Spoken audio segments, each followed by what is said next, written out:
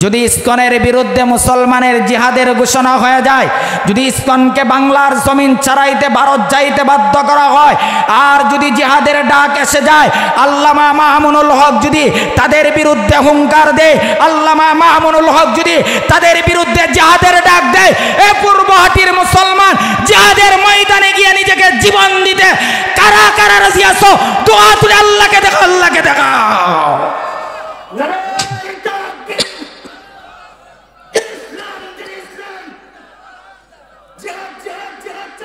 জিহাদ করে আমাদের অবস্থাটা এমন এক পর্যায়ে গিয়ে পৌঁছে গিয়েছে, অনেক এলাকাতে, অনেক জায়গাতে, অনেক স্থানের মধ্যে, অনেক মাহফিলের মধ্যে জিহাদের আলোচনা করতে দেয় না, জিহাদের আলোচনা শুনতে চায় না। অথচ কোরআনুল কারিমের মধ্যে প্রায় 200টা আয়াতের উপরেও আল্লাহ জিহাদ এবং কিতালের আলোচনা করেছেন। অনেক মানুষ আছে জিহাদের আলোচনা শুনলে শরীরের মধ্যে চুলকানি আরম্ভ হয়ে যায়, আছে কি নাই? কথা বলতে হবে ভাই, কথা বলতে হবে, আছে কি নাই? তাহলে যারা জিহাদকে বিশ্বাস করে না, যারা জিহাদকে মানতে চায় না, যারা জিহাদের আলোচনা শুনলে শরীরের মধ্যে চুলকানি, ইমানের মধ্যে সমস্যা হয়, ওই সমস্ত মানুষ ইমানদার কোনো অবস্থাতেই হতে পারে না, মুনাফিক হতে পারে। ঠিক কিনা বলেন? জিহাদের বিধান, এই বিধানটা কি মানুষ রচিত বিধান না আল্লাহ প্রদত্ত বিধান? আল্লাহর নামটা একটু উচ্চ আওয়াজ দিয়া বলেন, জিহাদের বিধান দিয়েছেন তিনি কে? ভাই আওয়াজ দিয়া বলেন তিনি কে? আরো জোরে চিল্লায় বলেন তিনি কে? আমাদের এই আওয়াজের কারণ মুসলমানের নারাই তাকবীর আল্লাহু আকবারের আওয়াজগুলা বাতিলদের জন্য এটেন বোমা। ঠিক কিনা বলেন? বাতিলরা সব সহ্য করতে পারে, বাতিলরা মুসলমানের নারাই তাকবীর আল্লাহু আকবারের স্লোগান সহ্য করতে পারে না। অতএব মুসলমানের সর্বক্ষেত্রে, সর্বহালতে মুসলমান অস্ত্র দিয়ে, কামান দিয়ে, বিভিন্ন অস্ত্রের মাধ্যমে বাতিলের সাথে বিজয় অর্জন করে না, মুসলমান অর্জন করেছে নারাই তাকবীরের স্লোগান দিয়ে। ঠিক কিনা বলেন? জিহাদের আবিধানিক অর্থ শব্দ হলো চেষ্টা করা। পরিভাষায় জিহাদ বলা হয় আল্লাহর জমিনে আল্লাহর দ্বীন প্রতিষ্ঠা করার জন্য চেষ্টা করাকেই পরিভাষায় জিহাদ বলা হয়। এই জমিন কার? কেউ আপনাদের ইমানের পাওয়ার আছে কিছু? মুরব্বী আবারা একটু আওয়াজ দেন না।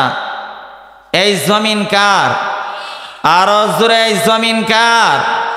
আসমান কার? আপনি আমি কার?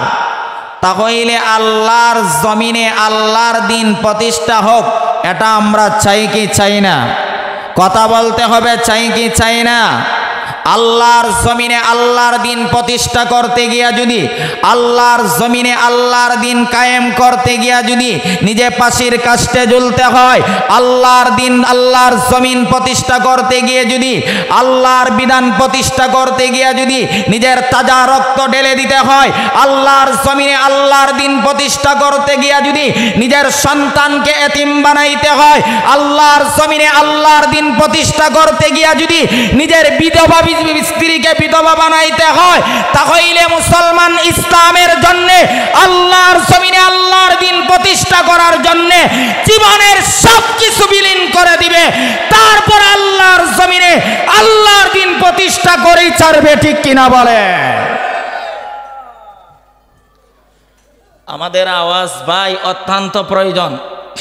এমন এক সময় আমরা উপনীত হয়েছি যেই সময়ে সকল বাতিলগুলা মুসলমানের উপর টার্গেট, যেই সময়ে মুসলমানের উপর সকল বাতিলদের আক্রমণ, ওই সময় আমরা মুসলমান আজকে দলে দলে বিভক্ত আছি। এখনো মুসলমানের একত্রিত হওয়ার সময় আসছে। যদি এখনো একত্রিত না হতে পারি, তাহলে আমাদের পিঠের চামড়া একটাও থাকবে না, ঠিক কিনা বলেন? আপনারা জানেন মুসলমানের 90% মুসলমানের দেশে আপনারা মৌলানা সাদের অনুসারী থাকতে পারেন। কথাগুলো আমাকে বলতে হবে, কে ভালো পাইবেন আর কে খারাপ পাইবেন এইগুলা দেখার টাইম এখন নয়। 12 জন বাংলাদেশের শীর্ষস্থানীয় 12 জন উলামা একরামের নামে সাদ মৌলানা সাদের অনুসারীরা 12 জন হক্কানি আমাদের সেরেতাজ আমাদের মাতার মুকুর যারা, তারা 12 জনের বিরুদ্ধে 5 কোটি উপরে টাকার মানহানি মামলা করছে। নাউজুবিল্লাহ, আপনাদের এলাকাতে আছে তো? অলিপুর হুজুর নাকি তারা 5 কোটি টাকা মারছে। আল্লামা মহিবুল্লাহ বাবনগরী দামাত বারকাতুহুম তারা নাকি উনি নাকি তাদের 5 কোটি টাকা আত্মসাৎ করছে। হ্যাঁ ভাই, নাউজুবিল্লাহ, জুড়ে বলেন নাউজুবিল্লাহ।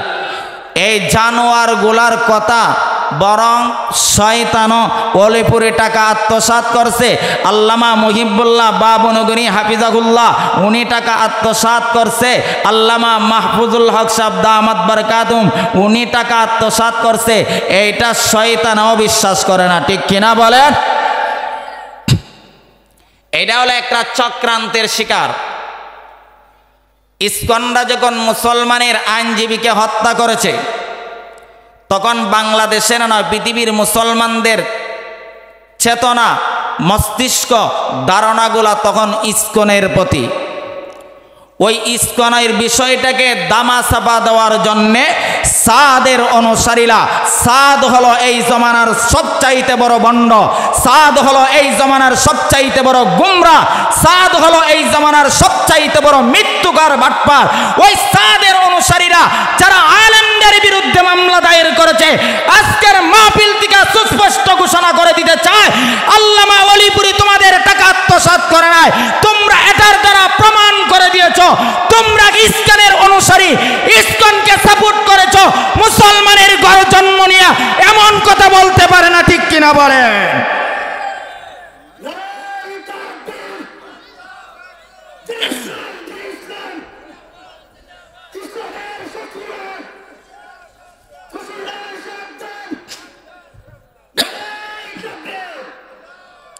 আচ্ছা, এই সমস্ত কথা শয়তানে বিশ্বাস করবে? অলিপুরিয়ারা টাকা আত্মসাৎ করছে। আল্লামা মহিবুল্লাহ বাবনগরী দামাত বারকাতুহুম উনি নাকি তাদের টাকা আত্মসাৎ করছে, এই জন্য তাদের বিরুদ্ধে মানহানি মামলা দায়ের করছে। নাউজুবিল্লাহ বলেন ভাই। আমরা 5ই আগস্টের পরে আমরা মুসলমানরা, আমরা উলামা ইকরামরা তাদের মন্দিরগুলো আমরা পাহারা দিছি কি দেই নাই? হ্যাঁ ভাই, কথা বলতে হবে, দিছি কি দেয় নাই? তার প্রতিদান তারা আমরাকে কি দিছে? আমাদের মুসলমান আইনজীবীকে প্রকাশ্যে দিবালোকের সামনে হত্যা করে সেটার প্রতিদান দিয়েছে। কথা বলেন না কেন, ঠিক কিনা? আমরা দিলাম তাদেরকে কি, আর তারা আমাদেরকে প্রতিদান দিল কি? তাহলে মুসলমানরা আজকে আমরা দলাদলির মধ্যে থাকলে হবে না, এক হওয়ার দরকার আছে কি নাই? হ্যাঁ কথা বলেন ভাই, কথা বলেন, এক হওয়ার দরকার আছে কি নাই? আর নাইলে 90% মুসলমানের দেশে ইসকনের মতন কুলাঙ্গার জাতিগুলা কিভাবে আমাদের মুসলমান ভাইকে হত্যা করেছে?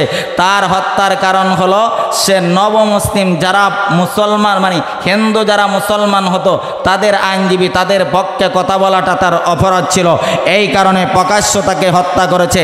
কিন্তু এখন পর্যন্ত আমরা মুসলমানরা সেটার বিচার পাই না, বরং 90% মুসলমানের দেশে কিছু মুনাফিক আছে, ইহুদি খ্রিস্টানদের দালাল আছে, তারাও ইসকনের পক্ষে কথা বলতে চায়। আজকের মাহফিল থেকে আমি সুস্পষ্ট ঘোষণা করতে চাই, মিডিয়ার মাধ্যমে যেই সমস্ত মুনাফিকার জানোয়ারগুলা ইসকনের পক্ষে কথা বলবে, ইসকনকে সাপোর্ট করবে, তাদের বিরুদ্ধে মুসলমানদের আন্দোলন হবে, ঠিক কিনা বলে?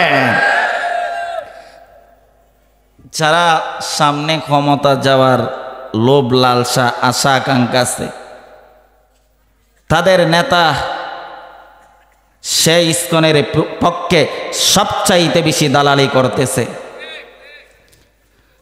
সে দালালি করতেছে, ইসকনের পক্ষে দালালি করতেছে, হিন্দুদের পক্ষে দালালি করতেছে। আমি আজকের মাহফিল থেকে বলতে চাই, বাংলাদেশের মধ্যে উলামা একরামদেরকে মাইনাস করে, বাংলার জমিনে উলামা একরামদেরকে মাইনাস করে, বাংলাদেশের 90% মুসলমানকে মাইনাস করে অতীত কেউ চিরদিনের জন্য দল ক্ষমতার মধ্যে টিকে থাকতে পারে নাই। ভবিষ্যতেও যারা আসবে ক্ষমতার মধ্যে ইসকনকে সাপোর্ট করে, ইসকনের দালালি করে, হিন্দু সম্প্রদায়ের দালালি করে, মুসলমানের বিপক্ষে গিয়া, কোরআনের বিপক্ষে গিয়া কেউ ক্ষমতার মধ্যে যাইতে পারবে না। ঠিক কিনা বলে? আমরা চিনিও ইসলামের পক্ষে। মুসলমানের পক্ষে আছেন কিনা? ইসলামের পক্ষে আছেন কিনা? আমরা মুসলমানের পক্ষে থাকব। আমি বলছিলাম জিহাদের পারিভাষিক সংজ্ঞা হলো আল্লাহর জমিনে আল্লাহর বিধান প্রতিষ্ঠিত হোক, আমরা চাই কি চাই না? কথা বলেন ভাই, চাই কি চাই না? এখন আসুন জিহাদ দিয়ে করব, এই বিধানটা কি? জিহাদের বিধানটা কি ফরজ নাকি ওয়াজিব নাকি সুন্নত নাকি মুস্তাহাব নাকি জায়েজ নাকি নাজায়েজ? আমাদের কিছু সমাজের নিজেকে যারা জ্ঞানী মনে করে তারা জিহাদের বিধানটাকে মানতে চায় না। তারা বলে জিহাদ ওই নবীর যুগে জিহাদের বিধান ছিল, 1500 বছর পরে ডিজিটাল যুগে আবার জিহাদকে। আমি আপনাদের কাছে জানতে চাই, জিহাদ নবীর যুগে ছিল, আজও আছে কি নাই? এই নবীর যুগে যেই বিধান নাজিল হয়েছে ওই বিধানটা যদিও নবীর যুগের জন্য খাস নয়, ওই বিধানটা কিয়ামত পর্যন্ত মানুষের জন্য আমভাবে প্রযোজ্য। ঠিক কিনা বলে? বারাম আল্লাহ করে দেখুন, আল্লাহ রাব্বুল আলামিন বলেন, আমি আল্লাহ জিহাদ নামক বিধান দিয়েছি। মুসলমান, এবার আমরা কোরআনকে প্রশ্ন করব, কোরআন বলো না জিহাদ এই বিধানটা কি ওয়াজিব না ফরজ নাকি সুন্নত নাকি মুস্তাহাব নাকি নফল নাকি নাজায়েজ? তখন কোরআন, আল্লাহর কোরআন তার ভাষায় সুন্দর করে জবাব দিবে, কুতিবা আলাইকুমুল কিতাল ওয়া হুয়া কুরহুল লাকুম ওয়া আসা আন তুহিব্বু শাইআন ওয়া হুয়া শাররুল লাকুম। আল্লাহ রাব্বুল আলামিনের কোরআন তখন জবাব দে, হে পৃথিবীর মানুষেরা, ওই জিহাদের বিধানটা সুন্নত নয়, ওই জিহাদের বিধানটা ওয়াজিব নয়, ওই জিহাদের বিধানটা কোরআন দ্বারা প্রমাণ হয়ে গিয়েছে, ওই জিহাদের বিধানটা হলো ফরজ। ঠিক কিনা?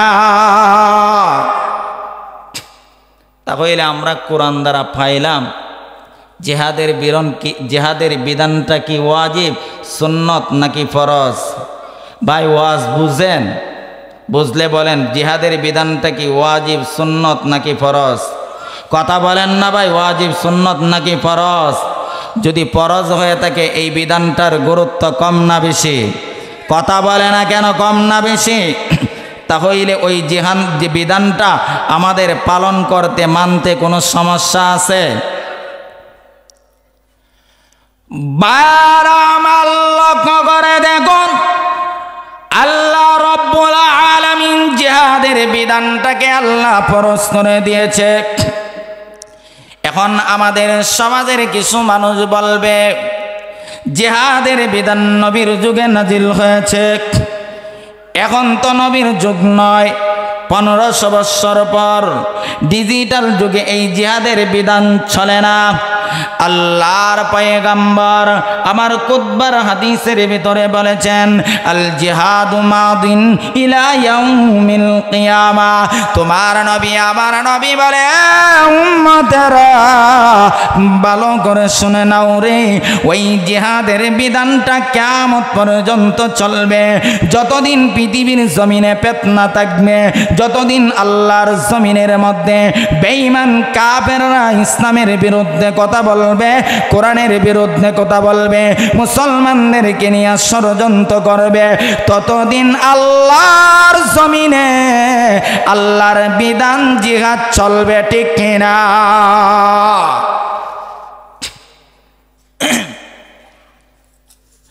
জিহাদ কতদিন চলবে?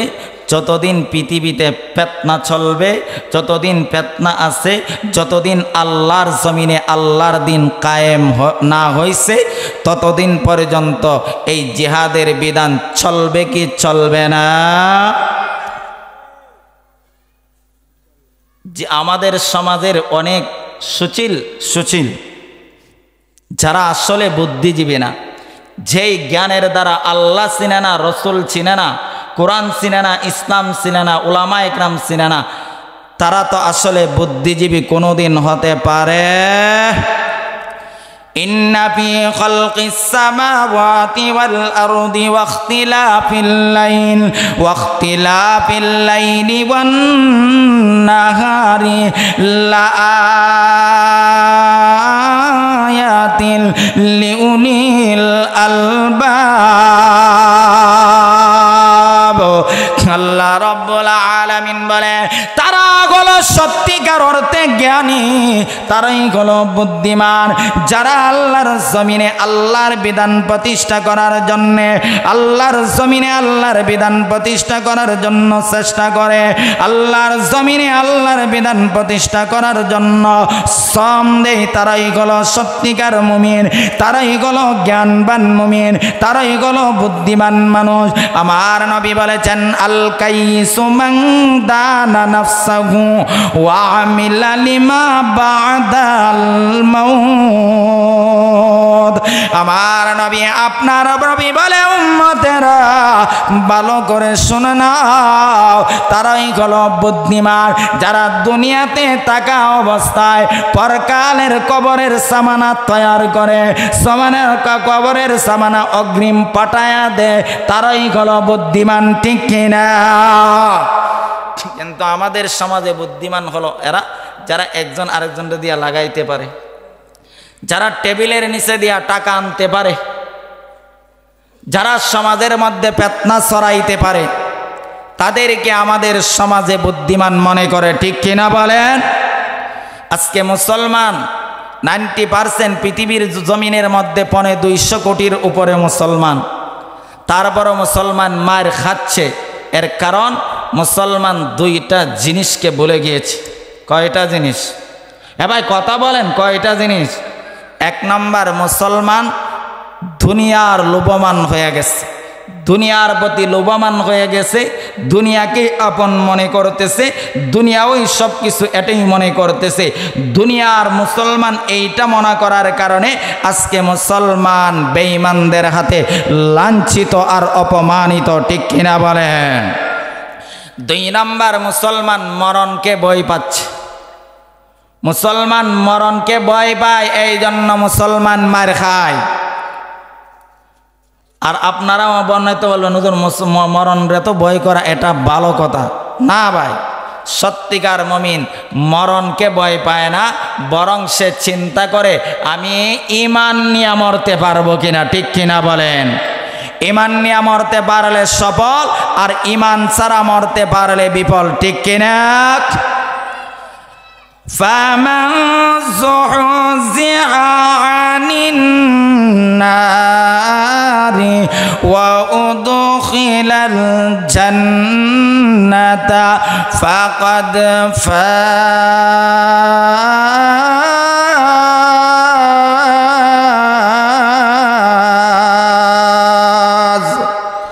আল্লাহু আকবার আসেনি হো আপনাদের এই আল্লাহু আকবার, এক একটা আল্লাহু আকবার ইসকনের জন্য এটেন বোমা, ঠিক কিনা বলেন? তাহলে জোরে বলেন আল্লাহু আকবার। জবান কে দিয়েছে? আল্লাহর নাম লইলে গুনাহ হবে? তাহলে বলেন জবান কে দিয়েছে? জবান দিয়ে কথা বলার শক্তি আপনি আমাকে কে দিয়েছে? আমাদের সমাজে অনেক মানুষ আছে কথা বলতে পারে না, এমন মানুষ আছে কি নাই? সব কিছু ঠিক আছে, আপনি আমার মতন সব ঠিক, কিন্তু কথা বলতে পারে না, আছে না নাই? কিন্তু তোমাকে আমাকে জবান দিয়েছে আল্লাহ। সকলে উচ্চ আওয়াজে মহব্বতের সাথে বলেন, আমাদেরকে জবান দিয়ে কথা বলার শক্তি দিয়েছেন তিনি কে? খালাকাল ইনসানা আল্লামাহুল বায়ান।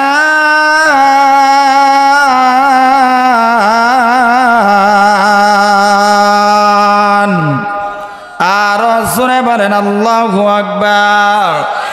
এ মুসলমান ভালো করে শোনো, আজকে জিহাদ নামক বিধানটাকে বলে গিয়েছি, জিহাদের বিধানটাকে বলে গিয়েছি।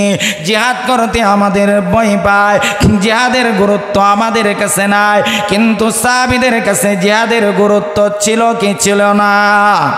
কথা বলেন ভাই, ছিল কি ছিল না?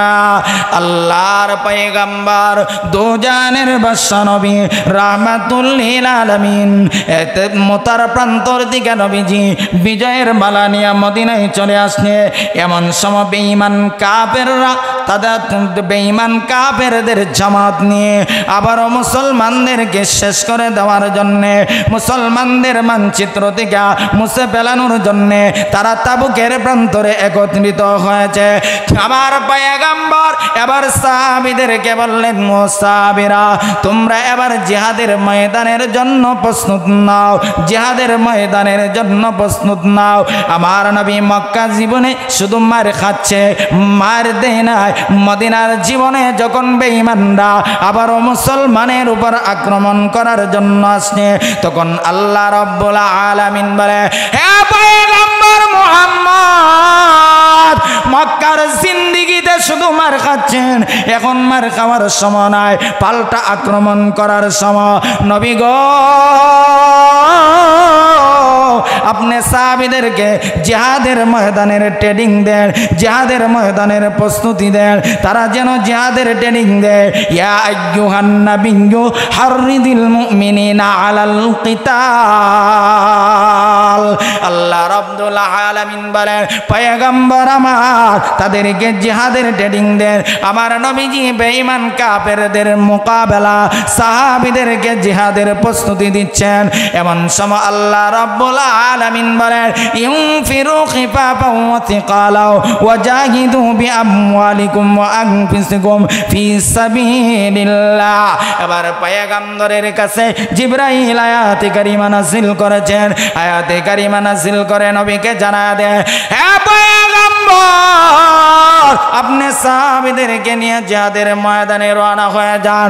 এবার পয়গম্বর সাহাবীদেরকে বললেন, যারা জিহাদের ময়দানে যাবে গো, তারা যেন নামটা উঠায়, আর যারা যাইতে পারবে না তারা যেন কমপক্ষে মাল দিয়া তাবুকের যুদ্ধের জন্য অংশগ্রহণ করে।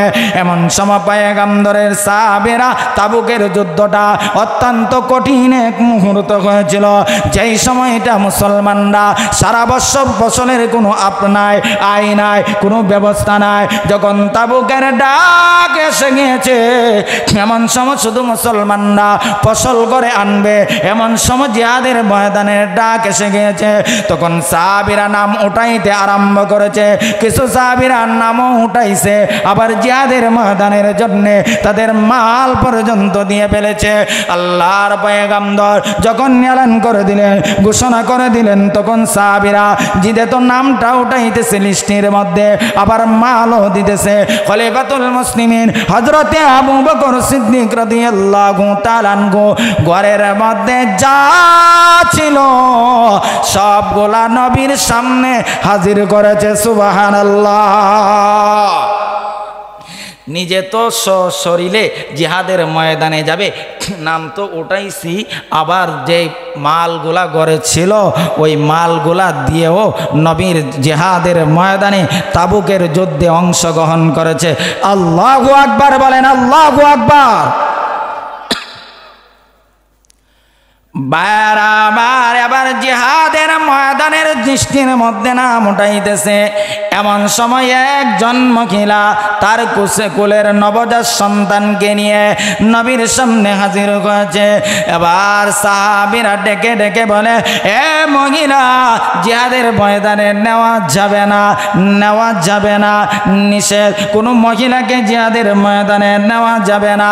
তখন মহিলা ডেকে ডেকে বলেন, সাহাবীরা রে, আমি যাইতে আসি নাই, বরং আমার কোলের সন্তানটাকে জিহাদের ময়দানে দেওয়ার জন্য আমি নবীর সামনে হাজির হয়েছি।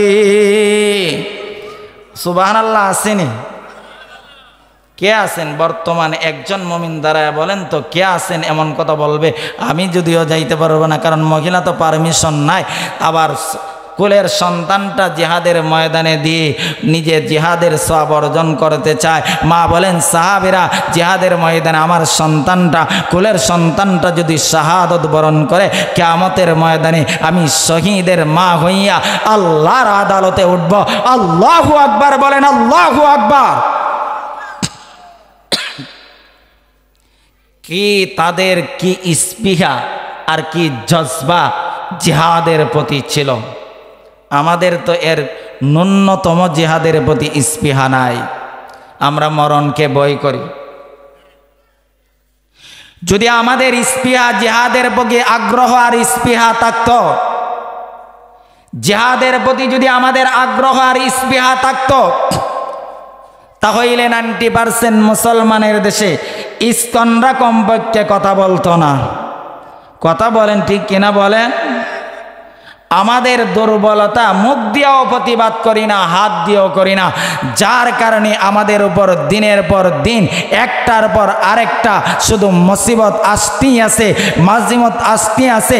রাম আর ইহুদি খ্রিস্টানদের দালালগুলা মুসলমানের উপর আক্রমণ করেই যাচ্ছে, ঠিক কিনা বলেন? আমাদের সতর্ক হওয়ার দরকার আছে কি নাই? এ কথা বলে দরকার আছে কি নাই? তাহলে সতর্ক যদি হতে হয়, জিহাদের পরিপূর্ণ প্রস্তুতি চলতেছে, জিহাদের ময়দানে যদি যাওয়ার জন্য ডাক দেয়, যাইবেন তো আপনারা? কথা বলেন ভাই, যাইবেন তো? যদি ইসকনের বিরুদ্ধে মুসলমানের জিহাদের ঘোষণা হয়ে যায়, যদি ইসকনকে বাংলার জমিন ছাড়াইতে ভারত যাইতে বাধ্য করা হয়, আর যদি জিহাদের ডাক এসে যায়, আল্লামা মামুনুল হক যদি তাদের বিরুদ্ধে হুঙ্কার দেয়, আল্লামা মামুনুল হক যদি তাদের বিরুদ্ধে জিহাদের ডাক দেয়, এ পূর্বহাটির মুসলমান জিহাদের ময়দানে গিয়ে নিজেকে জীবন দিতে কারা কারা রাজি আছো? দোয়া তুলে আল্লাহকে দেখাও, আল্লাহকে দেখাও।